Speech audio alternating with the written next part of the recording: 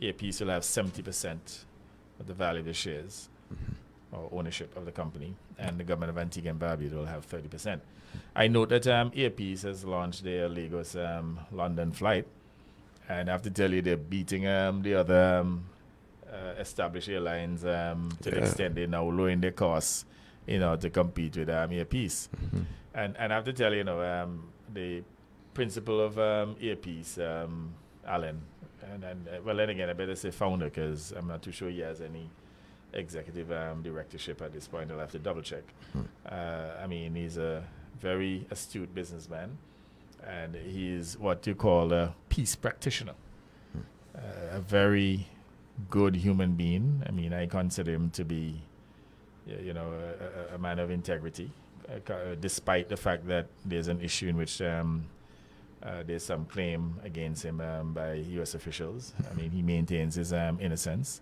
But the little I know of him, the man is definitely a beautiful human being, and someone who practices equity and peace and justice and so on.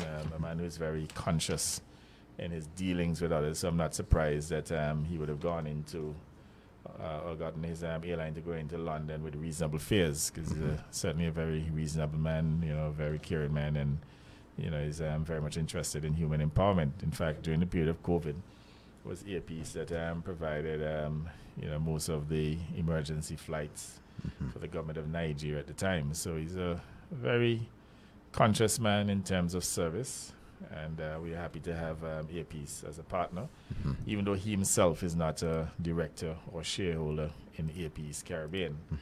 And for the simple reason, we didn't want to have him as a director shareholder because of that litigation that they have against him, even though he would have indicated his innocence. And based on what he has said to us, I think it's very probable that he's innocent.